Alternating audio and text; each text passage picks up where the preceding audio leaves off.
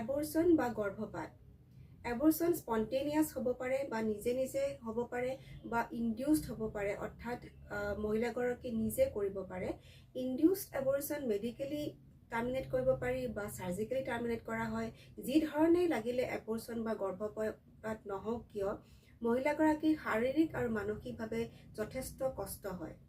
গতিকে আজি এবৰ্চনৰ পিছত ল'বলগীয়া কেয়াৰ অৰ্থাৎ পোষ্ট এবৰ্চন কেয়াৰৰ বিষয়ে আলোচনা কৰিম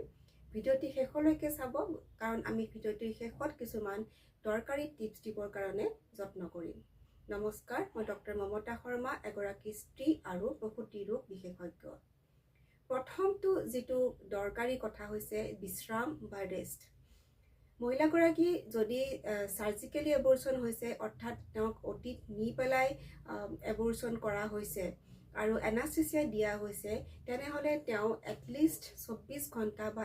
এদিনৰ ৰেষ্ট খুব প্ৰয়োজন হয় আৰু যদিহে তেওঁক ইন্ট্ৰাভেনাস এনাস্থেচিয়া লগতে তেওঁ যদি আইভি এন্টিবায়োটিক দিছে অৰ্থাৎ শিৰত যদি এন্টিবায়োটিক্স দিয়া হৈছে তেনেহলে তেওঁক 4 পৰা 7 দিন পৰ্যন্ত ৰেষ্ট লাগিব পাৰে কাৰণ এন্টিবায়োটিকৰ কোৰ্স 7 দিনলৈকে চলিব পাৰে ইয়াৰ উপৰিও দ্বিতীয় কথাটো হৈছে গধুৰ বস্তু আপুনি দাঙিব নালাগে 3 নম্বৰ কথাটো হৈছে যে গধুৰ এক্সাৰসাইজ বা অতিৰিক্ত ব্যায়াম কৰিব নালাগে আৰু ডক্টৰে যেতিয়ালৈকে ৰেষ্ট ল'ব কৈছে ৰেষ্ট ল'ব পাৰে ৰেষ্ট ল'ব লাগে আৰু তেওঁ ঘৰুৱা সৰু সুৰা কাম বন তেওঁ কৰিব পাৰিব এবৰ্চনৰ পিছত দিয়া ডক্টৰে দিয়া ঔষধখিনি নিয়মমতে খাব আৰু টেম্পন ব্যৱহাৰ নকৰিব আৰু ভেজাইনাৰ পৰা ওলোৱা ব্লাড আৰু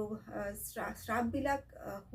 সোক কৰিবৰ কাৰণে সেনিটাৰী প্যাড ব্যৱহাৰ কৰিব আৰু ইয়াক 2 পৰা 4 ঘণ্টাৰ মূৰে মূৰে সলাব লাগে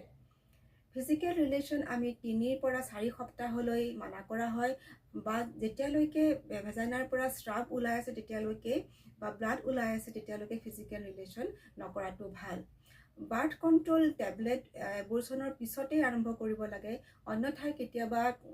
নেক্সট পিৰিয়ড অহাৰ আগতে প্ৰেগনেন্সি হোৱাটো একো অস্বাভাৱিক নহয় আৰু গতিকে আনৱান্টেড প্ৰেগনেন্সি প্ৰতিৰোধ কৰিবৰ কাৰণে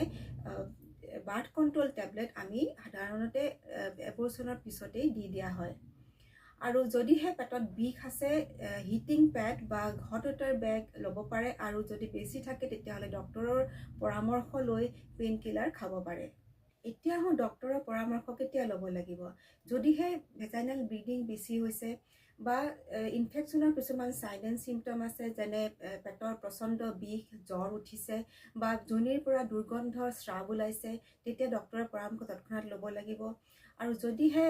মূৰ ঘূৰাইছে বা বুকুৰ বিষ হৈছে উশাহৰ কষ্ট হৈছে বা ভৰি ফুলিছে তেতিয়াও ডক্টৰৰ পৰামৰ্শ তৎক্ষণাত ল'ব লাগে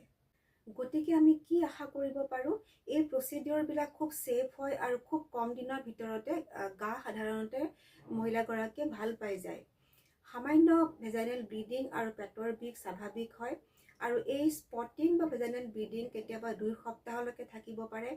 আৰু স্বাভাৱিক পিৰিয়ড সাধাৰণতে 4 পৰা 6 সপ্তাহৰ ভিতৰত আহি যায় যিকোনো এবৰ্চনৰ পিছতে এটা ইমোশনেল সাপোৰ্ট খুব দৰকাৰী হয় বিশেষকৈ যিসকল মহিলাৰ স্পন্টেনিয়াছ এবৰ্চন হৈছে আৰু তেওঁলোকক এটা প্ৰেগনেন্সি খুব দৰকাৰ হয় তেওঁলোকক এটা কাউন্সেলিঙৰ উপৰিও নতুনকৈ চিকিৎসা কৰাব লাগে যাতে তেওঁলোকে এটা হেলদি বেবি পায় যদি এইখিনি ইনফৰমেশ্যন আপোনালোকৰ ভাল লাগিছে তেনেহলে এনেকুৱা সাইন্টিফিক ইনফৰমেশ্যনৰ কাৰণে এই চেনেলটো লাইক সাবস্ক্ৰাইব আৰু শ্বেয়াৰ কৰিব ধন্যবাদ